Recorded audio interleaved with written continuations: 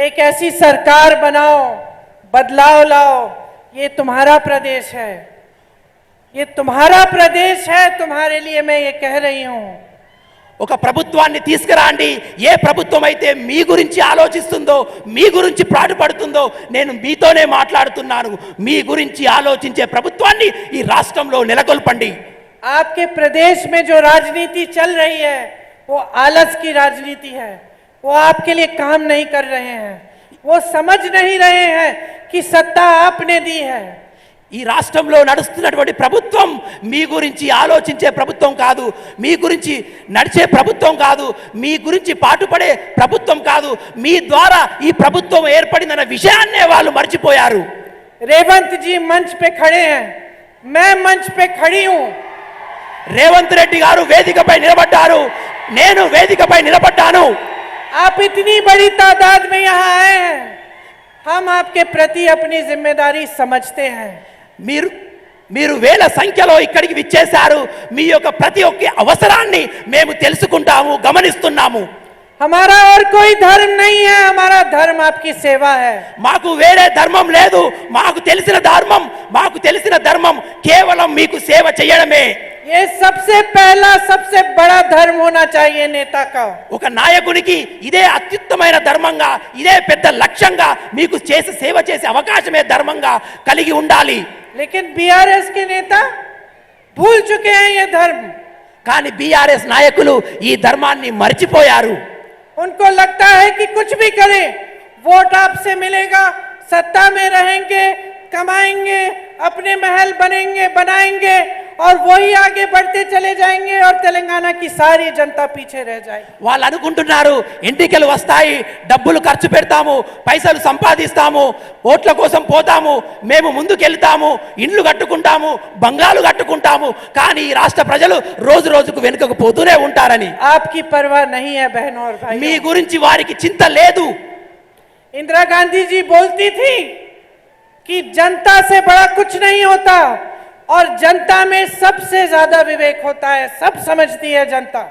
ఇందిరాగాంధీ గారు అనేవారు, ప్రజలే ప్రజాస్వామ్యంలో పెద్దవారు, ప్రజలకు యొక్క వివేకం ఉంటుంది, ప్రజలు ఎప్పటికప్పుడు అన్ని గమనిస్తూనే ఉంటారని ఇందిరాగాంధీ గారు అనేవారు। मुझे इस बात में पूरा विश्वास है। ఇందిరాగాంధీ గారి మాట మీద నాకు పూర్తి నమ్మకం ఉంది। मैं जानती हूं कि आप सब कुछ समझ रहे हैं। ये सारे खेल जो आपके साथ खेले जा रहे हैं, आपको कुछ कहते हैं नेता, कुछ और करते हैं। चुनाव के समय आपसे वोट मांगते हैं, चुनाव के बाद आपको भूल जाते हैं, अपने अपने महल बनाते हैं, आपके लिए झुग्गी झोपड़ी भी नहीं बनाते, अपने बच्चों परिवारों को मंत्री बना देते हैं, लेकिन आपको रोजगार नहीं देते। आप सब समझ रहे हो, मैं जानती हूं। నాకు తెలుసు, మీరందరూ గమనిస్తున్నారు, ఈ రాష్ట్ర ప్రభుత్వాల ఆలోచనలు గమనిస్తున్నారు, వాళ్ళు సంపాదిస్తున్న డబ్బులను ఆలోచిస్తున్నారు, వాళ్ళు చేస్తున్న కుంభకోణాలు ఆలోచిస్తున్నారు, కానీ వాళ్ళ సంపాదనే ఉంటుంది, కానీ మీకు ఒక చిన్న గుడిసె కూడా ఇచ్చే, మీకు ఒక విద్యా అవకాశం ఇచ్చే అవకాశాలు ఈ రాష్ట్ర ప్రభుత్వం కల్పిస్తలేదని మీరు గమనిస్తున్నారనే విషయం నాకు తెలుసు। देखो, आपको जागरूक बनना पड़ेगा। మీరందరూ జాగృతి కావాలి అని నేను విజ్ఞప్తి చేస్తున్నాను। अगर आप जागरूक नहीं बनेंगे, अगर आप नेता से सवाल नहीं करेंगे, अगर आप राजनीतिक दलों को जवाबदेह नहीं बनाएंगे तो नुकसान आपका होगा।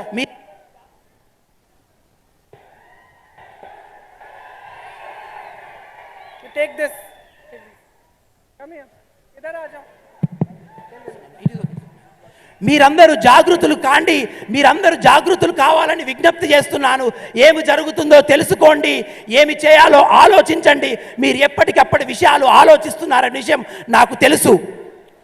नेता को समझाना बहुत जरूरी है बहनों और भाइयों।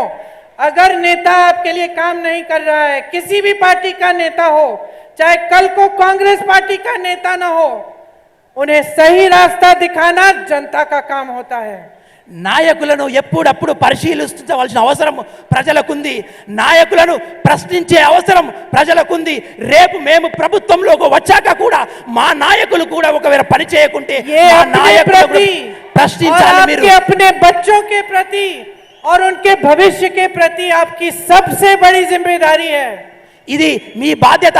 ఎందుకు నాయకులను ప్రశ్నించాలంటే మీ భవిష్యత్తు కోసం, మీ పిల్లల భవిష్యత్తు కోసం, మీ భావి తరాల భవిష్యత్తు కోసం మీరు నాయకులను ప్రశ్నిస్తూ ఉండాలి. इस जिम्मेदारी को गहराई से समझो. ఈ బాధ్యతను క్షుణ్ణంగా ఆలోచించండి. अपना वोट कभी व्यर्थ मत करो. మీ ఓటును వ్యర్థం చేయకండి. इसी वोट में आपके 5 सालों का भविष्य बंधा हुआ है. మీరు వేసే ఓటులో మీ 5 సంవత్సరాల భవిష్యత్తు నిక్షిప్తమై ఉంది. आज मैं आपके सामने खड़ी होकर जो हमारी घोषणाएं हैं वो करने जा रही हूं. मैं आपको अपनी गारंटी बताने जा रही हूं. ఈ రోజు నేను మీ ముందర నిలబడి ఉన్నాను.